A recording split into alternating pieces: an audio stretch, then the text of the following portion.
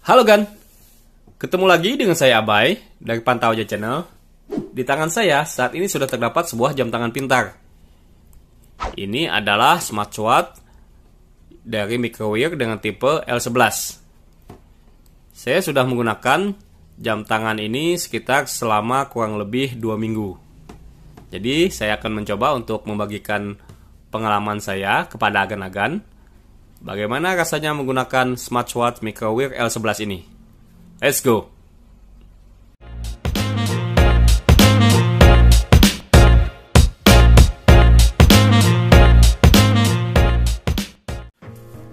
Pertama-tama saya akan menjelaskan dulu kepada agan ketika kita membeli jam tangan ini apa saja yang kita dapatkan.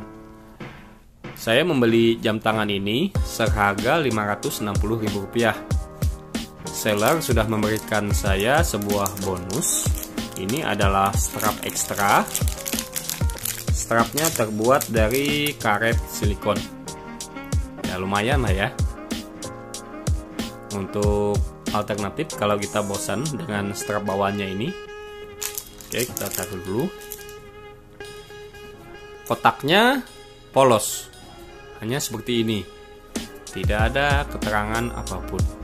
Ini cuma ada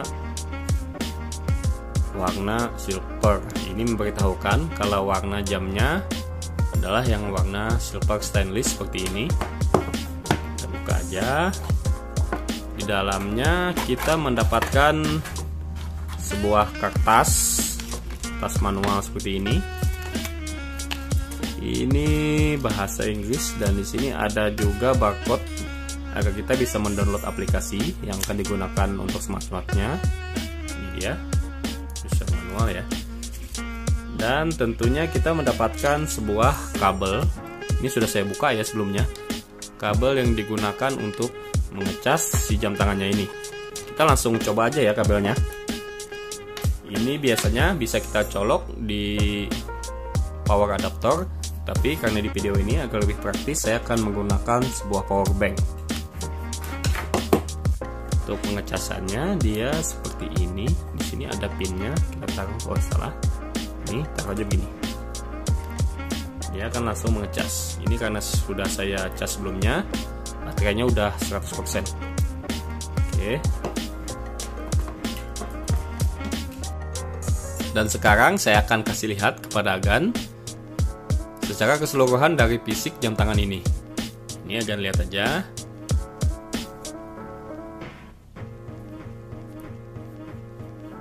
Di sini dia menggunakan bahan stainless ya kan. Ini sudah saya coba ketok-ketok, dia stainless dan depan sini sepertinya juga berbahan metal. Kita lihat di sisi sebelah kanan dapat 2 buah tombol power dan tombol untuk setting layarnya. Dan pada bagian belakang kita lihat ini adalah sensor-sensornya. Ini bahan pada bagian belakang terbuat dari plastik dan di sini seperti ada kaca gitu. Dan ini 2 buah pin yang digunakan untuk mengecas. Ini contohnya, karena dia magnetik, mengecasnya itu sangat mudah sekali. Tinggal taruh aja seperti itu. Dia akan menempel dan langsung ngecas si smartwatch-nya ini.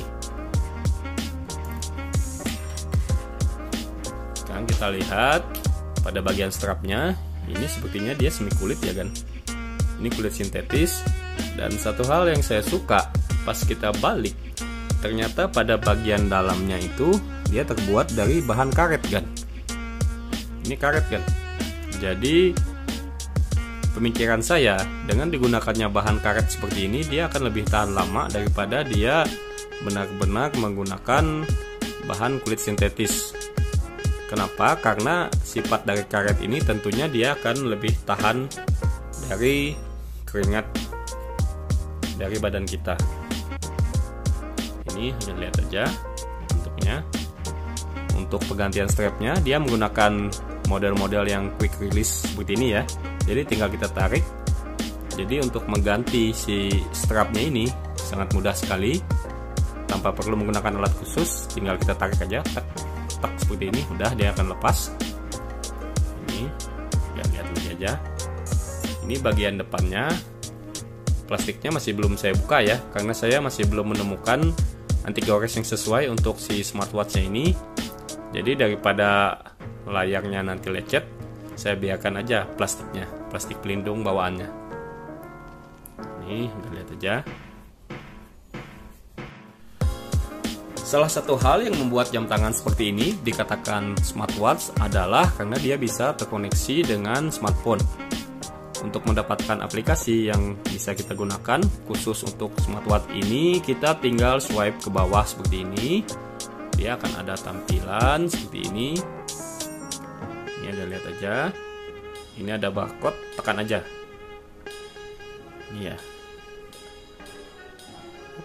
Nah, ini harus double klik ternyata. Jadi untuk barcode-nya ini tinggal kita scan menggunakan smartphone kita. Kita cari aplikasi scanner pada smartphone kita. Buka ya. Nah, ini pada handphone saya terdapat aplikasi pindai kode QR. Langsung kita scan aja aplikasinya.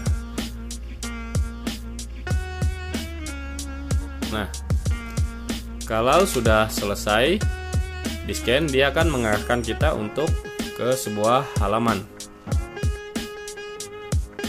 Kita tunggu aja. Dia akan mengarahkan kita untuk ke Play Store. Nah, ini kalau kita menggunakan Android diarahkan ke Google Play. Kalau kita menggunakan iOS, kita akan diarahkan ke Apple Store. Tinggal klik aja ini Google Play, dia akan langsung membuka aplikasi. Nah, ini aplikasinya Youth Health. Ini karena saya sudah mendownload aplikasinya sebelumnya, jadi saya tidak perlu untuk install ulang lagi. Ini dia kan aplikasinya. Kalau kita buka, sekarang kita hubungkan dengan jam tangannya. Kita nyalakan Bluetooth. Ini kita cari aja langsung L11, langsung pasangkan. Dan ini ada perangkatnya. Ini dia sedang menghubungkan dan dia langsung terhubung. Ini saya buka dulu, tambahkan. Oke, langsung. Sekarang dia sudah terhubung dengan si jam tangannya ini. Kita buka dulu aplikasinya. Biasanya di sini ada opsi untuk meningkatkan firmware. Nah, ini dia bergetar kan? Kita lihat apakah ada versi terbaru. Dan ini ada. Jadi kalau akan beli smartwatchnya, kita cek dulu apakah kita bisa untuk meningkatkan firmware dari si jam tangannya dulu. Jadi kita update aja. Ini akan memakan waktu. A few moments later. Oke, setelah menunggu sekitar 5 menitan tadi, sekarang proses upgrade firmware-nya sudah selesai. Ini sudah versi yang terbaru 029. Nah, itu untuk aplikasinya ini selain bisa kita gunakan untuk mengupgrade si jam tangannya ini, dia juga bisa kita gunakan untuk menyeting si jam tangannya ini. Untuk waktu atau jam, dia akan mengikuti yang ada pada smartphone kita. Ini akan lihat ya waktunya sama. Jadi kita tidak akan menemukan settingan untuk si jam tangannya ini, settingan waktu ya maksud saya, settingan waktu dan tanggal secara independen dari jam tangannya, tetapi kita harus melakukannya via smartphone. Dan pada aplikasinya ini sudah banyak sekali terdapat hal-hal yang bisa kita lakukan di sini. Untuk aplikasinya nanti akan bisa explore sendiri aja ya. Soalnya fokus utama pada video ini kita akan menjelaskan si smartwatch-nya ini. Oke, sekarang kita akan membahas lebih jauh untuk isi dari smartwatch-nya ini. Sekarang kita lihat. Ini kalau kita tap seperti ini, double tap dia akan menyala. Untuk mengganti watt pace-nya, kita tahan beberapa detik di layarnya seperti ini. Nah, ini kita tahan beberapa detik ya. Dia akan menampilkan pilihan.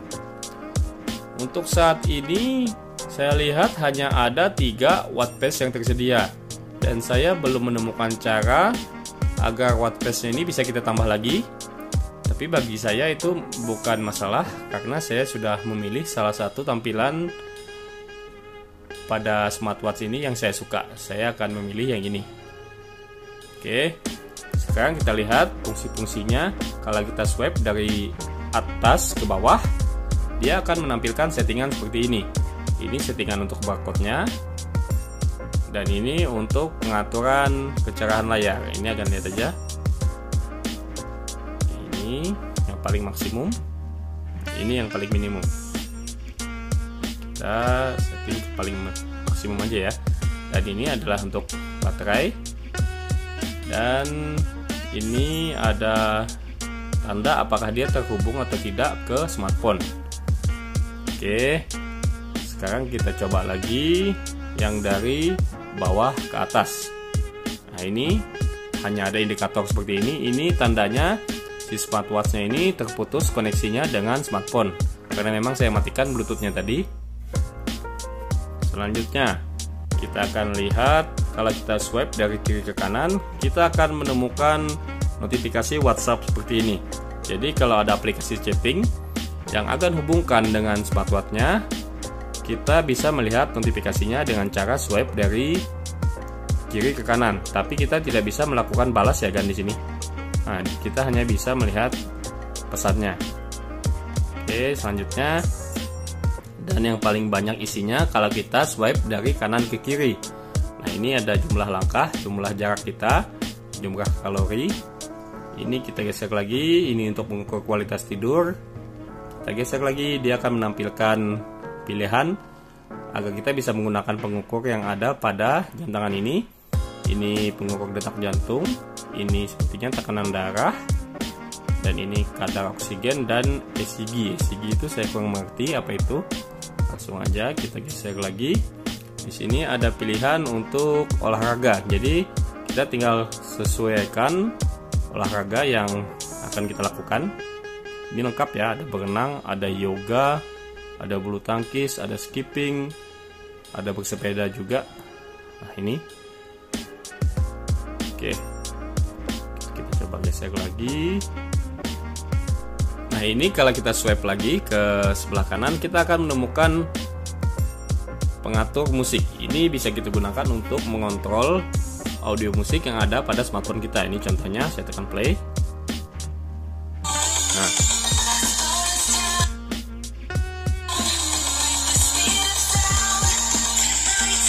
jadi praktis ya kan, kita bisa mengontrol musik yang ada pada smartphone kita. Ini smartphone-nya misalnya kita taruh di dalam kantong gitu, kita lagi mendengarkan musik via headphone.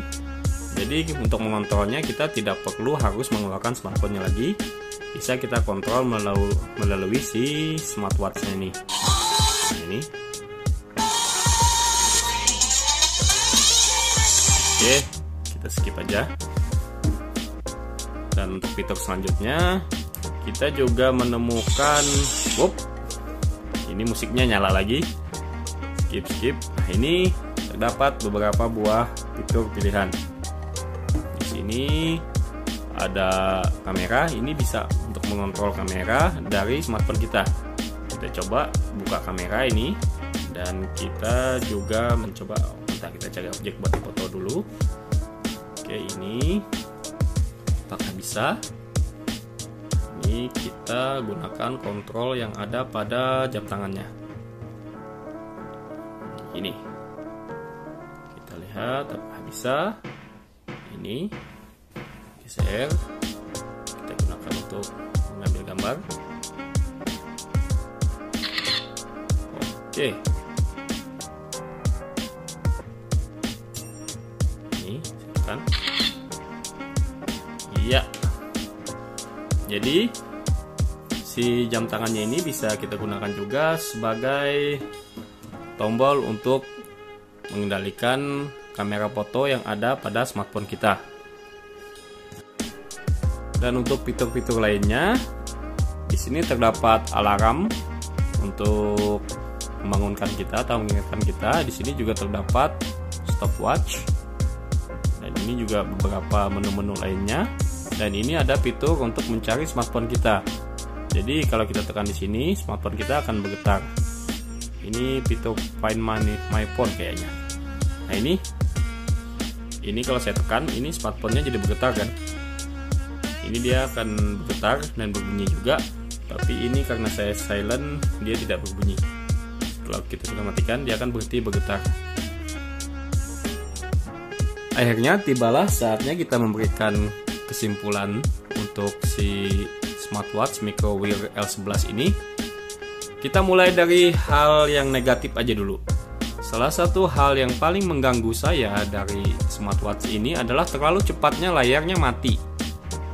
Jadi saya dari tadi itu harus menekan tombol untuk wake up-nya ini terus agar bisa mengakses menu-menu yang ada di sini. Dia itu terlalu cepat kan? Terlalu cepat mati. Nah kan, tekan bentar, cuma beberapa detik dia akan mati lagi. Saya rasa ini tidak nyampe 3 detik dia sudah mati. Tapi saya bisa memaklumi, mungkin tujuan dari produser jam tangan ini adalah agar bisa menghemat baterainya. Dan selanjutnya untuk kekurangannya lagi, saya lihat.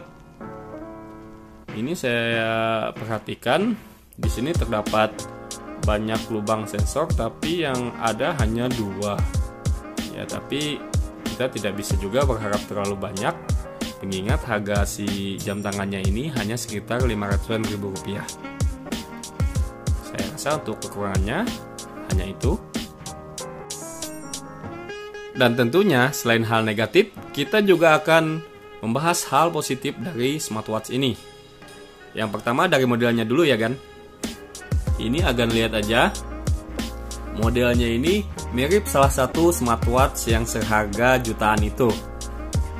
Saya tidak akan menyebutkan merek atau jenisnya, tapi kalau agan cermat, tentunya agan akan menemukan jam tangan ini mirip dengan apa. Oke, untuk selanjutnya, karena dia memiliki model yang saya rasa cukup elegan seperti ini, karena talinya juga kulit, terus untuk body-bodinya ini dia menggunakan stainless, dia terlihat elegan. Jadi kalau kita gunakan itu untuk acara resmi atau acara formal, dia tampilannya ya tidak malu-maluin lah kan, karena bisa disesuaikan dengan pakaian kita. Hal selanjutnya yang saya sukai dari smartwatch ini adalah dia memiliki fitur yang cukup. Jadi fitur-fitur yang ada pada smartwatch ini saya rasa cukup untuk menunjang kegiatan saya sehari-hari, dan tentunya kegiatan agan-agan juga. Karena saya rasa fitur-fiturnya itu apa yang kita cari dan apa yang kita harapkan pada sebuah smartwatch itu sudah terdapat di dalam sini.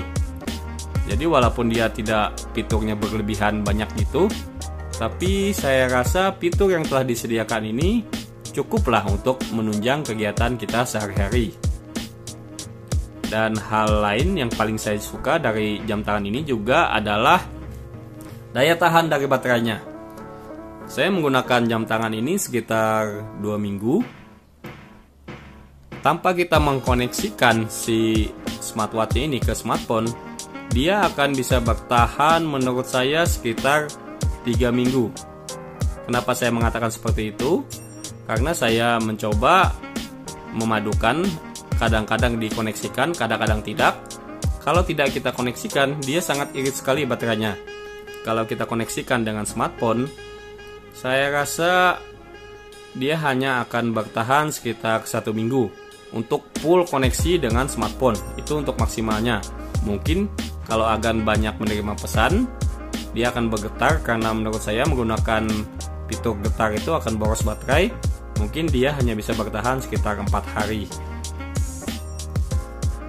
Itu karena kondisi si jam tangannya ini memang masih baru ya kan. Seperti yang kita ketahui, baterai lithium polimer itu biasanya setelah pemakaian yang cukup lama dia akan mulai menurun kapasitasnya. Tapi saya rasa itu masih hal yang wajar.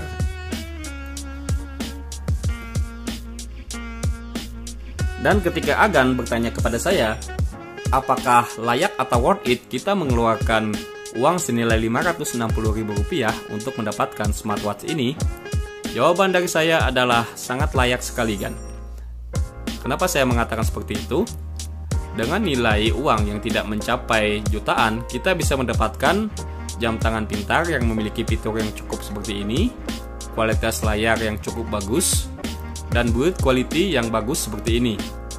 Dan satu hal lagi, kalau kita lihat modelnya, jam tangan ini memang cukup keren dan akan menjadi perhatian ketika kita gunakan. Oke kan? Saya rasa cukup sekian untuk video reviewnya. Kalau Agan suka dengan video ini, silahkan tekan tombol like. Kalau ada yang ingin Agan tanyakan, silahkan tinggalkan aja kan komentar di bawah. Saya akan coba bantu untuk jawab. Dan pastikan agar Agan untuk subscribe ke channel ini, agar channel ini semakin berkembang, dan Agan akan selalu mendapatkan video-video terbaru dari channel saya. Terima kasih sudah menonton.